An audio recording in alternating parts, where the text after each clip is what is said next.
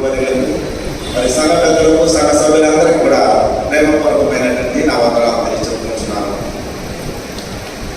మరి గడిచిన సంవత్సర నేటి దినాల నుంచి మరి 2025 సంవత్సరానికి మనం 8వ దినానికి ప్రవేశించి ఉన్నాము. మరి ఉపవాస దీక్ష మనం చాలా మంది చేస్తూ ఉంటాము ఈ 40 దినాల్లో. అంటే ఈ ఉపవాస దీక్షలో దేవుడికి ఇంకా దగ్గరగా ఉండాలి, దేవుడితో సహవాసం కలిగి ఉండాలి అని చెప్పి మెయిన్ ఆశయం. అంటే యేసుక్రీస్తు వారు కూడా ఉపవాస దీక్ష చేస్తున్నాడు తన యొక్క పరిచర్య ఆరంభంలో. యేసుక్రీస్తు వారు తన పరిచర్య ఆరంభంలో 40 రోజుల ఉపవాస దీక్ష కూరుతున్నప్పుడు రాళ్ళు ఇసుక తప్ప ఆహారమే కనబడని యూదారణ్యంలో రాళ్ళనే రొట్టెలుగా మార్చుకొని తినబట్టు సాతాను ఆయన శోధించాడు. మరి ఆకలి అలసటతో శారీరకంగా కృంగినటువంటి యేసయ్య దీక్షను భంగనం చేసినందుకు సాతాను విసిరిన వలాలి అని చెప్పి మనం గుర్తెరగాలి. అయితే జనావాడి ఆత్మీయ ఆకలిని తీర్చేందుకు పరలోకపు జీవాహారంగా దిగి వచ్చినటువంటి యేసుక్రీస్తు ప్రభువు వారు ఆ దీక్షలో ఆత్మీయంగా ఎంత బలపడింది అంచనా వేయడంలో సాతాను మరి విఫలమైపోయినట్లుగా మనం చూస్తూ ఉన్నాం.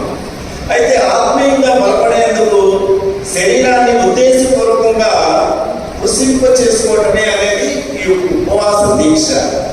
అయితే శరీరము ఆహారం కోసం అలవటిస్తుంటే ఆత్మ అనేది ప్రార్థన కోసము, ప్రభు సహవాసం కొరకు మనం పరితపించాలి అని చెప్పి మనం గుర్తెరగాలి.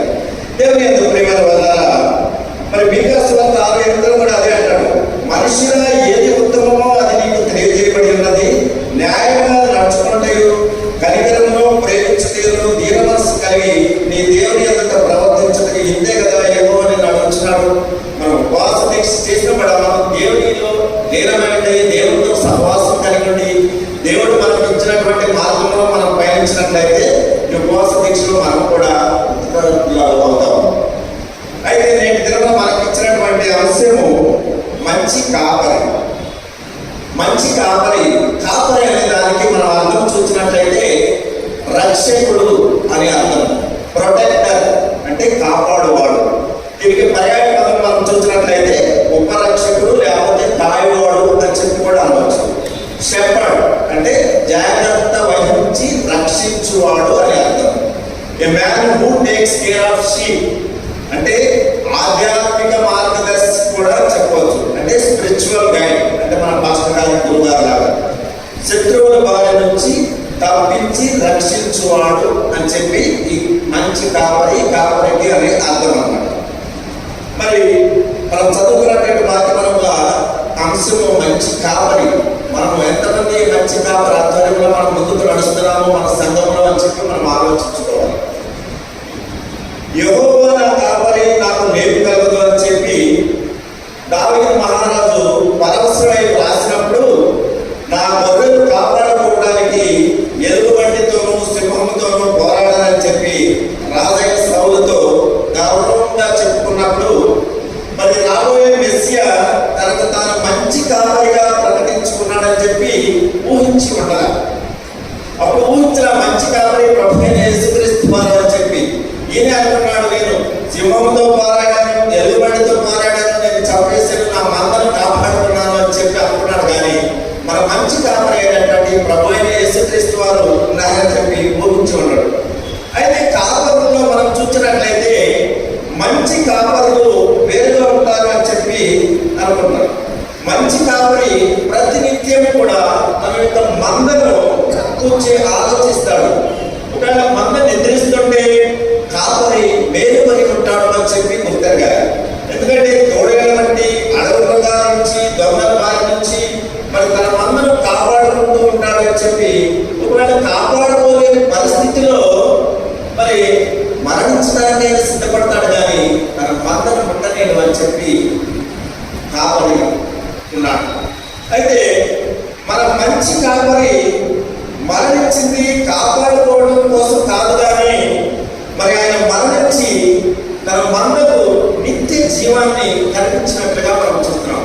మంద అంటే మనమే, మన సంఘం మనకి నిత్య జీవాన్ని కల్పించడం కోసమే యేసుక్రీస్తు ప్రభువు వారు శిలువపై తన యొక్క రక్తంను చిందించాడని చెప్పి మనం గుర్తెరగాలి. అయితే మనం చూసినట్లయితే ఆదికాండం 4వ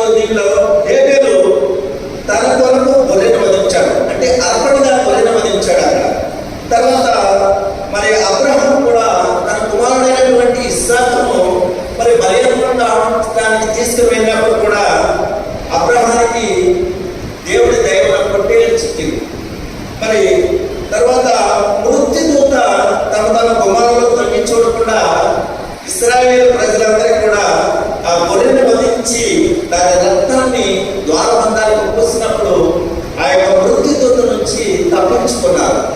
అంటే ఇక్కడ ఏమిటంటే మరి పాత నిబంధనలు మనం చూసినట్లయితే అనేక సార్లు గొర్రెలు తమ కాపరి కోసం మరణించాయి.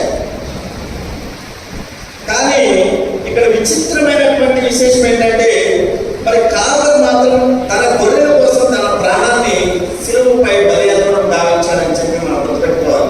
మనం ఏదైనా హైవేల గురించి కానీ లేకపోతే ఇసాక్ స్థానంలో కానీ లేకపోతే మరి మృత్యుతో తగ్గించుకున్నటువంటి ద్వారబంధాలకు బలి పశువులు అర్పించి మరి రక్తాన్ని పూజించినప్పుడు దాని నుంచి తప్పించుకున్నారు. ఇంకా అదే అనేక విధమైనటువంటి పాత నిబంధన గ్రంథంలో మనం చూసినప్పుడు మరి కాపుల కోసం గొర్రెలు మరణించాయి. కానీ ఇక్కడ మన కోసం దేవుడు కాపురి అయినటువంటి మన మంచి కాపురి అయినటువంటి యేసుక్రీస్తు ప్రభువు వారు మన కోసం మరణించాడు. శిలువపై తన యొక్క ప్రాణము రక్తంలో చిందించాడని చెప్పి, ఎందుకంటే తన మంద యొక్క శాశ్వత రక్షణ కొరకు సమృద్ధి అయిన జీవితం జీవించడం కొరకు ఆయన తన రక్తాన్ని చిందించాడని చెప్పి మనం గుర్తుపెట్టుకోవాలి. మరి 19వ శతాబ్దంలో వేద పండితుడు అయినటువంటి జార్జ్ ఆడమ్ స్మిత్ అనే ఆయన యెరూషలేం పర్యటనకు వెళ్ళాడట. మరి వెళ్ళినప్పుడు ఆ పరిసర ప్రాంతంలో సంచరిస్తున్నప్పుడు ఒక గొర్రెల కాపరి తన మందను మేపుకుంటూ కనిపించినప్పుడు అతనితో కొంచెం పిచ్చాపాటిగా ముచ్చటించాడట వేద పండితుడు. మరి చూస్తూ అన్నాడట, అయ్యా నువ్వు పగలంతా కూడా నీ మందను చక్కగా కాపాడుతున్నావు, మరి రాత్రి వేళలో నీ యొక్క మందను ఎక్కడ పండుగ పెడతావు అని చెప్పి అడిగినప్పుడు మరి ఆ కాపరి తన యొక్క దొడ్డిని చూపించాడట. అంటే ఈ గొర్రెల స్థానాన్ని దూరంలో దగ్గరలో ఉన్నటువంటి ఆ స్థలాన్ని చూపించి అదయ్యా అక్కడ దాన్ని పండుగ చేస్తాను రాత్రి వేళ అని చెప్పినప్పుడు మరి ఈ యొక్క వేద పండితుడు ఆ గొర్రెల దొడ్డిని చూసినప్పుడు నాకు అక్కడ చక్కగా ఎత్తుగా పడలేమంట. కొండ ప్రాంతాల్లో మనం చూస్తూ ఉంటాము, రాయి పెంచుకుంటా లేదా సిమెంట్తో కట్టిన గోడ కాదు, చక్కగా పెంచుకుంటూ ఉంటాం. మనం కూడా కొండ ప్రాంతాల్లో చూసినప్పుడు ఇంటి ముందు ప్రహరీ గోడ కానీ రాళ్ళ మీద రాళ్ళు పెంచి చక్కగా పెడుతూ ఉంటారు. ఆ విధంగానే ఆ యొక్క గొర్రెల దొడ్డిని చక్కగా ఎత్తుగా కట్టుకున్నాయంట 4 వైపు. కానీ దానికి చిన్నగా మనిషి పట్టేదంట మార్గం చిన్నగా ఉందంట, ఒక చోట మాత్రం. దాన్ని చూసి దానికి ద్వారం లేదంట, అంటే తలుపు లేదు, ఏమి లేదు. ఇది చూసినప్పుడు ఆ వేద పండితుడు ఆ యొక్క పశువుల కాపరిని గొర్రెల కాపరిని పిలిచి అడిగాడట, ఇలా ఎంత చిన్నది ఉంది, దానికి తలుపు ఏమి లేదు, ద్వారం లేదు, మరి రాత్రి వేళలో అవి ఇక్కడ బయటకు పోయి తప్పిపోతాయేమో, లేకపోతే మరి దొంగలు కానీ తోడైనటువంటి గృహాలు బట్టి వారి నుంచి మరి వాటిని రక్షించడం ఎట్లా కనుగొంటారు కదా అని అడిగాడు. అందుకు కాపరి ఒక ఆశ్చర్యకరమైనటువంటి జవాబు ఇచ్చినట్లుగా మనం చూస్తున్నాం. ఏం చెప్పాడంటే, అయ్యా నేనే ద్వారాన్ని అని చెప్పాడు. నేనే ద్వారాన్ని అని చెప్పి ఆశ్చర్యకరమైనటువంటి విషయం చెప్తే, అదేంటయ్యా నువ్వే ద్వారాన్ని అని చెప్పి వేద పండితుడు ఆశ్చర్యపోతూ అది ఎలా అని చెప్పి అడిగాడు. అది ఎలా అడిగినప్పుడు కాపరి గొర్రెలన్నింటినీ అయినా నేను లోపలికి పంపించేస్తాను రాత్రి వేళలో, ఆ తర్వాత ఆ చిన్న సమయంలో నేనే అడ్డంగా పడుకుంటాను అని చెప్పాడు. ఒకవేళ దొంగలు నా గొర్రెలన్నీ బయటకు కూడా రావాలన్నా నన్ను తొక్కుకుంటా బయటకు రావాలి. ఒకవేళ దొంగలు కానీ లేకపోతే తోడేళ్ళు లాంటి మృగాలు కానీ ఇక్కడ లోపలికి వెళ్ళి నా యొక్క గొర్రెలను ముట్టుకోవాలంటే, నా మందను ముట్టుకోవాలంటే నన్ను తొక్కు వెళ్ళవలసిందేను. ఒకవేళ నా ప్రాణమైన పోగొట్టుకుంటాను కానీ నా మందను ముట్టలేను అని చెప్పి తెలియజెప్పాడు. చూడండి ఎంత ఆశ్చర్యకరమైనటువంటి విషయం. అలాగే తన మందను కాపాడుకోవడం కోసం మన ప్రభు అయిన యేసుక్రీస్తు వారు కూడా తన యొక్క ప్రాణాన్ని బలియడం గావించాడు. ఈ యొక్క గొర్రెల కాపరి కూడా అద్భుతమైన విషయాన్ని మనకు తెలియజెప్తున్నాడు. తన మందను కాపాడుకోవడానికి తన ప్రాణాన్ని ఇస్తానంటున్నాడు, కానీ తన మందను ముట్టుకొని అని చెప్పి తెలియజెప్తున్నాడు. దేవుని యొక్క ప్రియమైన వాళ్ళారా,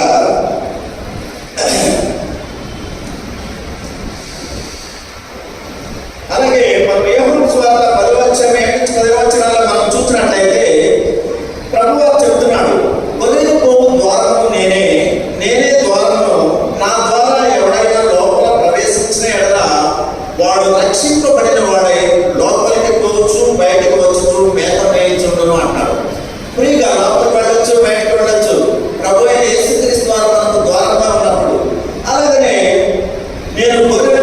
మంచి కాపరిని, మంచి కాపరి గొర్రెల కొరకు తన ప్రాణము పెట్టను అని చెప్తున్నాడు. అలాగే తండ్రి ఎలాగో నన్ను ఎరుగును, అలాగే నేను తండ్రిని ఎలాగో ఎరుగుదును, అలాగే నా గొర్రెలు కూడా నన్ను ఎరుగును, నా గొర్రెలు నా గొర్రెల కొరకు నా ప్రాణము పెట్టుచున్నాను అని చెప్పి ఇక్కడ యోహాను సువార్త 7:10 మనం చెప్తున్నాను.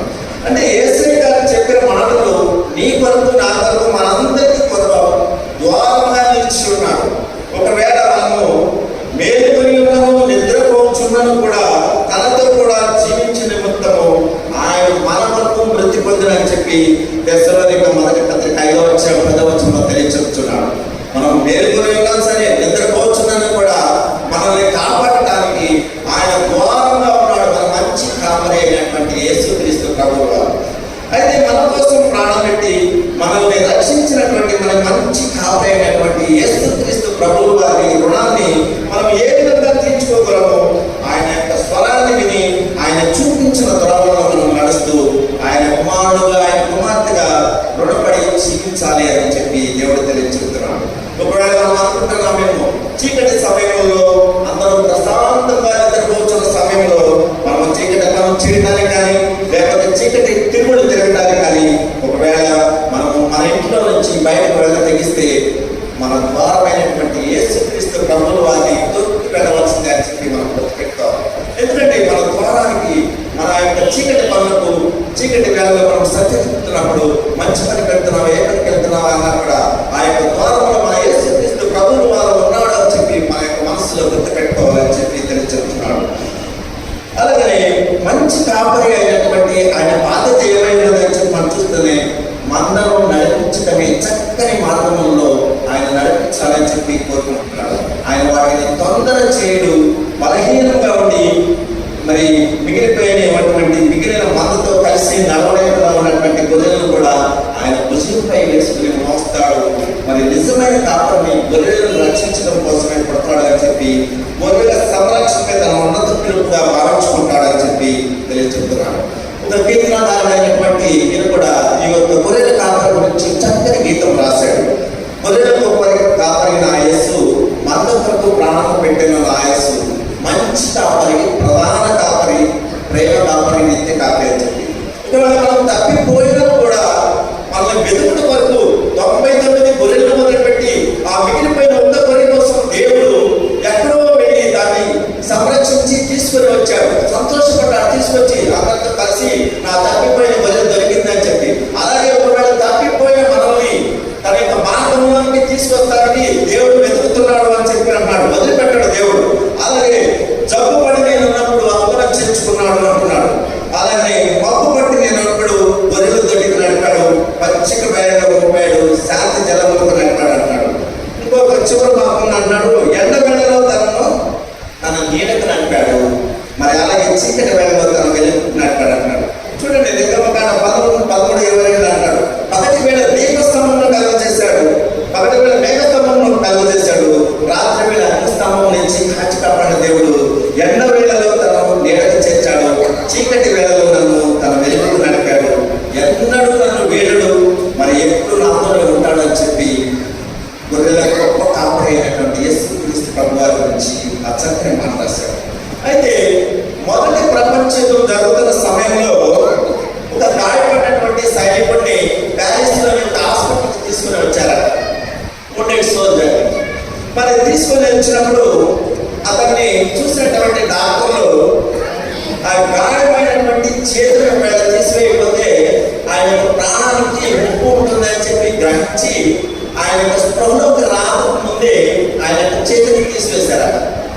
ఎందుకంటే చెయ్యి తీసివేయకపోతే ఆయన ప్రాణానికి భయం అని చెప్పి తీసివేశారు. తర్వాత స్పృహ వచ్చిన తర్వాత మరి ఆ యొక్క సైనికుడి దగ్గరికి వెళ్ళి చెప్పడానికి అందరూ జరుగుతున్నారంట, భయపడుతున్నారు.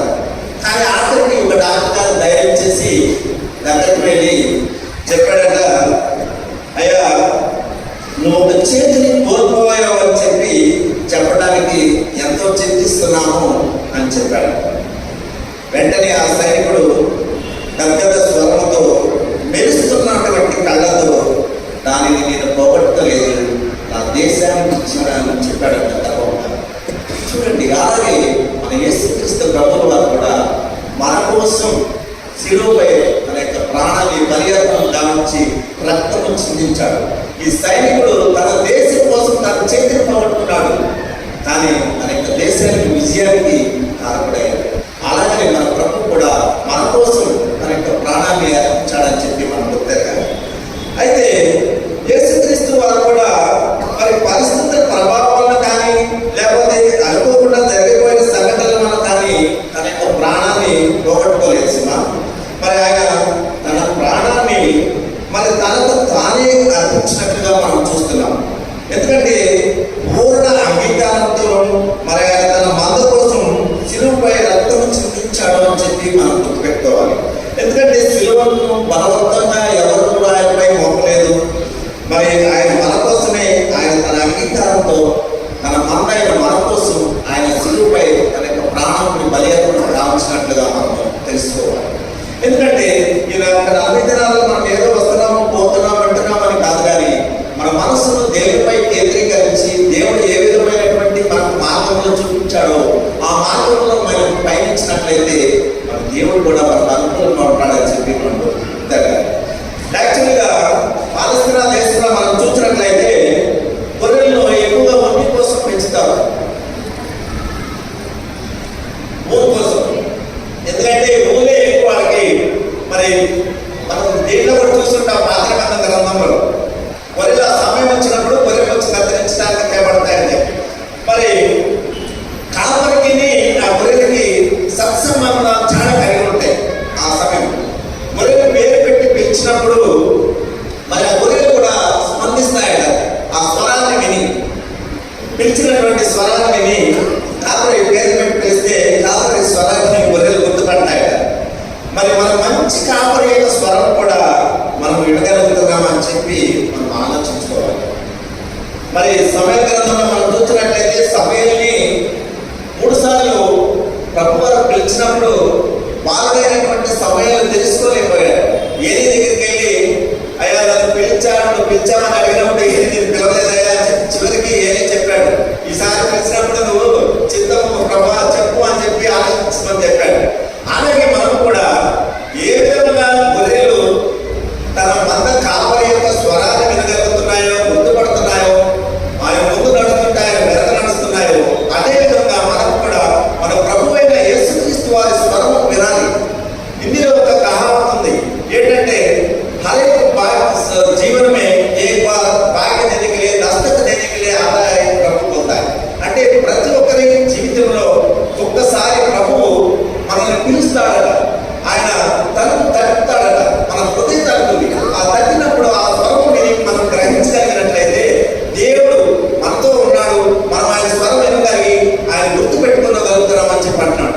ఏ విధంగా గొర్రెలు తన మంద కాపరి యొక్క స్వరాన్ని వింటాయో అలాగే మన మంద మనము మంద అని చెప్పి మనం గొర్రెలు అని చెప్పి ఎందుకు అనుకుంటామంటే చూడండి, దాన్ని కూడా చెప్తాను.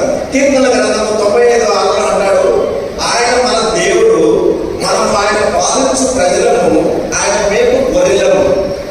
అంటే మనం కూడా గొర్రెలమే. గొర్రెలు ఎంత సాదాసీతమైనటువంటి మరి ఉందో మనం కూడా ఉండాలి. యేసయ్య గ్రంథం 34:31 మాట్లాడతాడు, నా గొర్రెలను నేను మేపుచున్న గొర్రెలను మీరు మనుష్యులు. మనుష్యులమైన మనము కూడా గొర్రెలమే. దేవుని దృష్టిలో మనము గొర్రెలముగానే ఉంటున్నాము. ఆయన మన దేవుడు కనుక మనం ఆయన పాలించు ప్రజలము, ఆయన మేపు గొర్రెలము. మనల్ని దేవుడు పాలిస్తున్నాడు, దేవుడు పోషిస్తున్నాడు, మనల్ని మేపుచున్నాడు. సమయానుకూలంగా మనకి ఏది ఇవ్వాలో అది దేవుడు దయచేస్తూ మనం గుర్తుకు నడుపుతున్నాడు అని చెప్పి మనం గుర్తుపెట్టాలి. ఎందుకంటే మనం అనుకుంటాము నా ప్రార్థన ఆలకించట్లేదు, లేకపోతే నా ప్రార్థనకు జవాబు దొరకట్లేదు, నేను ప్రతిరోజు వాక్యం వింటాను, వాక్యం చదువుతాను, నేను దేవుడు లేవమంటున్నాను చెప్పి మనం అందరం కూడా అనుకుంటూ ఉంటాం. కానీ దానికి కూడా సత్యం లేదు, చాలా సత్యం. ఎందుకంటే ప్రభు అంటాడు యాకోబు పత్రిక 1:22 మాట్లాడతాడు, మీరు వినుట మాత్రమై ఉండి మిమ్మును మీరు మోసపుచ్చుకోకుండా వాక్యం ప్రకారం ప్రవర్తించువారై ఉండి అంటున్నాడు. ఆ వాక్య ప్రకారం మనం జీవించినట్లయితే మనకు దొరకనటువంటిది ఏమీ లేదు. దేవుడితో సాన్నిధ్యం కలిగి ఉన్నట్లయితే మనకు దేవుడు ఎందుకు ఆలస్యం చేస్తున్నాడని చెప్పి అంటాడు. దేవుడు ఆలస్యం చేస్తాడు. ఎందుకు? యెషయా గ్రంథం 30:18 అంటాడు,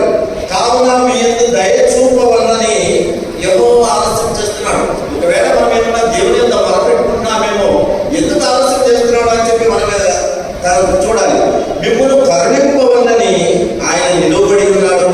యెహోవా న్యాయం తీర్చు దేవుడు, ఆయన నిమిత్తం కనిపెట్టుకున్న వారందరూ కూడా ధన్యులని చెప్పి యెషయా ప్రవక్త తెలియచెప్తున్నాడు. అంటే మనం ఆయన కొరకు కనిపెట్టుకోవాలి, ఆయన స్వరాన్ని వినాలి, అప్పుడే మనము ధన్యులం అని చెప్పి దేవుడు తెలియచెప్తున్నాడు.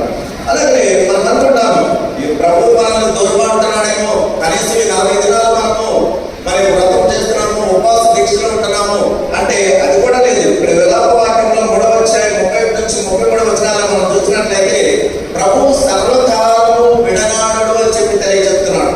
ఆయన బాధ పెట్టినను తన కృపా సమృద్ధిని బట్టి జాలిపడును, మరి హృదయపూర్వకంగా ఆయన నరులకు విచారమునైనను బాధనైనను కలుగ చేయడం అని చెప్పి తెలియజెప్తున్నాడు. ఆయన హృదయపూర్వకంగా మనకి ఏ బాధను కలుగ చేయడండి, ఏ విచారాలను కలుగ చేయడం. ఆయన సన్నిధిలో మనం ఉన్నట్లయితే, ఆయన స్వరాన్ని మనం విన్నట్లయితే మన కాపరి మనకి ఎప్పుడు తోడుగా ఉంటాడు. మనల్ని ఏ విధంగా సంరక్షించుకుంటాడో, మనల్ని ఏ విధంగా కాపాడుకుంటాడో, మనం గొర్రెలమైనటువంటి మనల్ని కూడా మన దేవుడు కాపాడుకోవడానికి ఎప్పుడు కూడా ముందుగానే ఉంటాడని చెప్పి గుర్తెరగాలి. ఎందుకంటే ఇష్టం లేదు. ఎహెజ్కేలు గ్రంథం 33:11 వచనంలో మనం చూసినట్లయితే దుర్మార్గుడు మరణం పొందడం వల్ల నాకు సంతోషం లేదయ్యా, దుర్మార్గుడు తన యొక్క దుర్మార్గత నుండి మళ్ళీ బ్రతుకు వల్ల నాకు సంతోషం కలుగును అని తెలియజెప్తున్నాడు. అంటే మీరు దుర్మార్గత నుండి మళ్ళీ మనసు తిప్పుకోండి, నేను ఎందుకు మరణం పొందాలయ్యా అని చెప్పంటున్నాడు. ఒకవేళ నువ్వు తప్పు త్రోవలో పయనించడానికి కూడా దేవుడు నీకు అవకాశం ఇస్తున్నాడు. ఆ అవకాశం మనం సద్వినియోగం చేసుకుని ముందుకు నడవాలి. కాపరి ముందు నడుస్తుంటే ఒకవేళ దారితో కట్టుబడి వెళ్తాయి, కానీ కాపరి స్వరం విన్నప్పుడు అవి వేరే మందులు దర్శనం కూడా తన మందలకే తిరిగి వస్తాయి. అలానే మనం కూడా మన మందలనే ఉండాలి అంటున్నాడు. పౌలు గారు ఒక మాట హెచ్చరిస్తున్నాడు. అపోస్తలుల కార్యములు 20:29 వచనం అంటాడు, ఎఫెసులోని సంఘపెద్దలతో మాట్లాడుతూ క్రూరమైనటువంటి తోడైన మందలు దొరకబడతాయని, అవి మందలు కనికరిపోవని, ఎందుకంటే వంకర మాటలు పలుకుతూ తమ వెంట తీసుకువెళ్ళాలని మనుషులు మీలోనే బయలుదేరతారని చెప్తున్నాడు అని హెచ్చరిక చేస్తూ అంటున్నాడు. దేవుడు తన స్వరక్తం నుంచి సంపాదించినటువంటి తన సంఘము అంటే తన మందను కాయటకు పరిశుద్ధాత్మ మిమ్మల్ని దేనిని నియమించినదో జాగ్రత్తగా ఉండమని హెచ్చరిస్తున్నాడు. అంటే సంఘానికి వెలుపల లోపల కూడా ప్రమాదం వచ్చి ఉంది కనుక క్రీస్తు అనే సంఘం కొరకు ప్రాణం పెట్టేటువంటి కాపరులు ఈ రోజుల్లో కావాలని చెప్పి పౌలు గారు అధిగమంలోనే హెచ్చరించాడు. అంటే ఇప్పుడు ఏం చేస్తున్నారంటే మనం ఎప్పుడో సంఘాలు స్థాపిస్తున్నాం అని చెప్పి అనుకుంటున్నాం, కానీ అక్కడ మంచి వాక్యం చెప్పబడుతుంది, ఇక్కడ చెప్పబడుతుంది అని చెప్పి మనం వింటూ ఉంటాం. కానీ వాళ్ళు ఎక్కడ పెడుతున్నారు, ఎక్కడ సువార్త ప్రకటిస్తున్నాడు అని చెప్పి మనం ఆలోచించాలి. మన సంఘంలో పక్కనే సంఘం పెట్టి మన సంఘంలో చర్చించి మన మందరం నుంచి అక్కడ తీసుకుని వెళ్ళి వాళ్ళు గొప్ప సంఘం పెట్టారంటే అది వినవలసిన మాట కాదు. ఎందుకంటే స్వార్థ లేని చోట మనం స్వార్థ చెప్పాలి, స్వార్థ లేని ప్రజలకు స్వార్థ అందించాలి. కానీ చక్కగా జరుగుతున్న తన మందరం నుంచి చీల్చివేసి ఇంకొక సంఘం పెట్టి మరి ఆ సంఘంలో ఏదో చేస్తున్నాం అంటే అది చాలా తప్పు.